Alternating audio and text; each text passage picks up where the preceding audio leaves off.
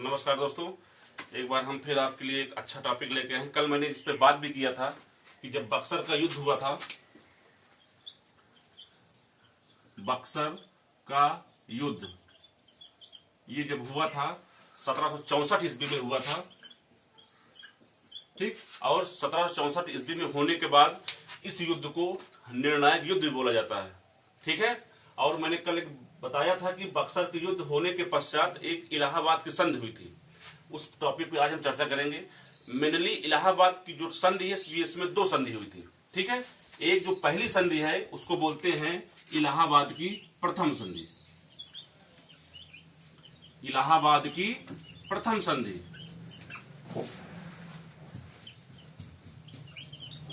ठीक।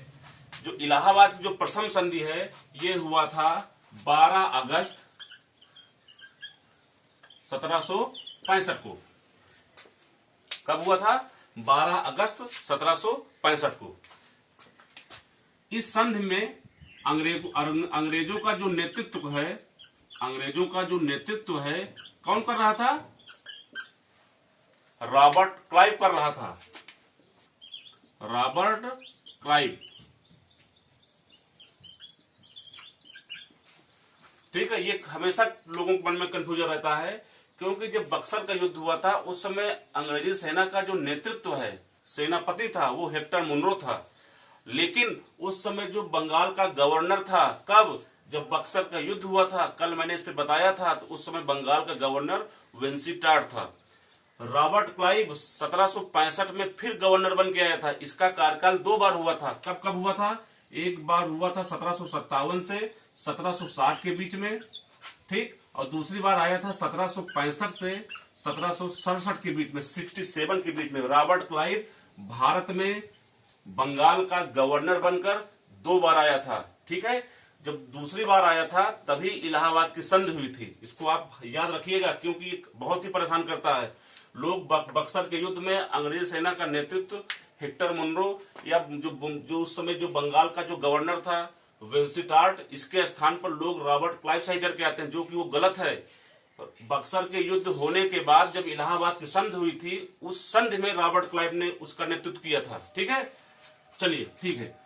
इलाहाबाद की प्रथम संधि किसके बीच हुआ था? पहला था अंग्रेजों मतलब रॉबर्ट क्लाइव और किसके बीच हुआ था? मुगल सम्राट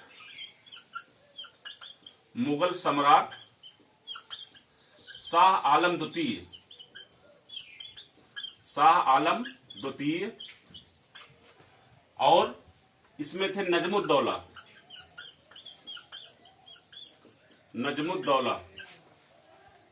ठीक है। ये नजमुद्दौला जो उस समय जो है बंगाल का नवाब था।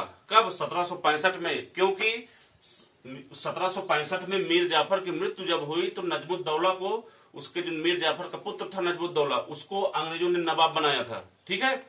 कल मैंने एक बात बताया था जो त्रिगुट था, ये सब त्रिगुट में थे। त्रिगुट में कौन कौन थे? अवध के नवाब शुजाउद्दौला थे, मुगल सम्राट शाह आलम द्वितीय थे, ठीक है। और बंगाल का अबदस्त नवाब, अबदस्त मतलब उसको अंग्रेजों ने हटा दिया था, कौन था? मीर कासिम, ठीक है।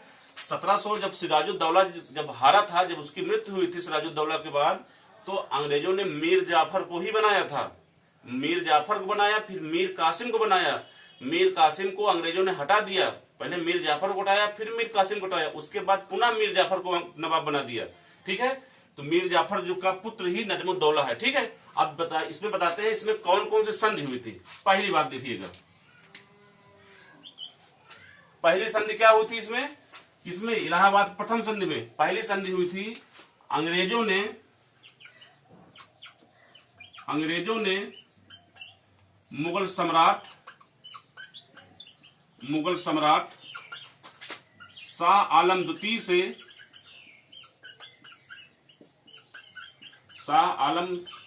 से बंगाल, बिहार तथा उड़ीसा की दीवानी प्राप्त की थी,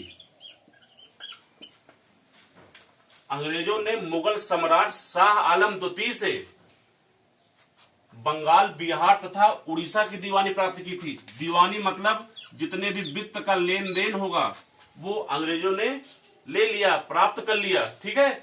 उसके बाद एक दूसरी संधि हुई थी इसमें क्या हुआ था, जब अंग्रेजों ने मुगल सम्राट से ये सब ले लिया तो उन्होंने मुगल सम्राट शाह आलम द्वितीय को भी कुछ दिया। क्या दिया? अंग्रेजों ने मुगल सम्राट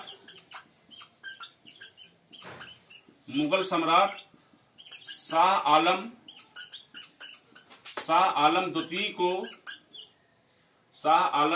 द्वितीय को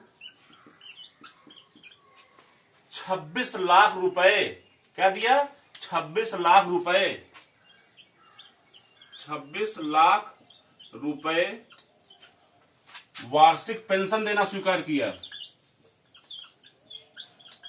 वार्षिक पेंशन देना स्वीकार किया। ठीक। तो ये है इलाहाबाद की जो संधि, जो प्रथम संधि हुई थी, उसमें मेन जो है, क्योंकि पूरा नहीं बताया जा सकता, उसको बताने के लिए बहुत चैलेंज होता है। चैलेंज होने के साथ साथ क्या होता है कि ये समझ में आना चाहिए।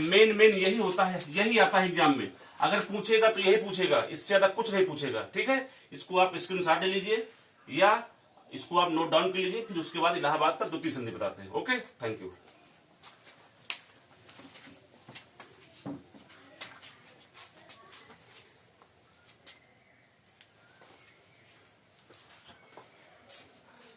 चलिए अब इलाहाबाद की द्वितीय संधि बताते हैं।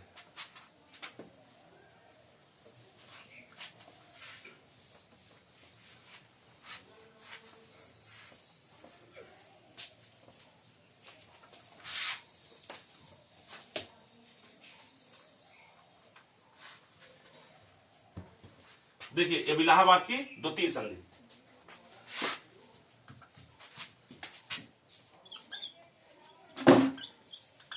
ये संधि कब हुई थी? ये संधि हुई थी 16 अगस्त 1765 को। कब हुआ था? 16 अगस्त 1765 को। जो इलाहाबाद की जो प्रथम संधि में जिसने नेतृत्व किया था, रॉबर्ट क्लाइव, वही यहां भी नेतृत्व कर रहा है, रॉबर्ट क्लाइव। ठीक। और ये किसके बीच हुआ था? और अवध के नवाब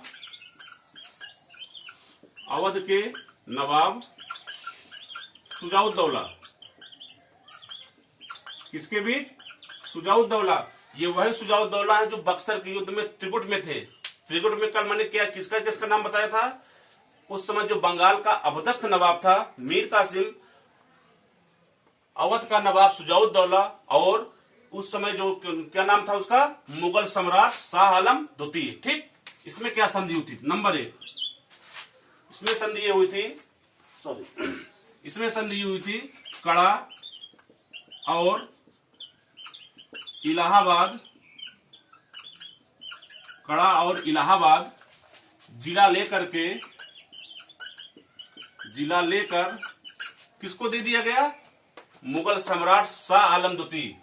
अंग्रेजों ने कड़ा और इलाहाबाद का जिला लेकर मुगल सम्राट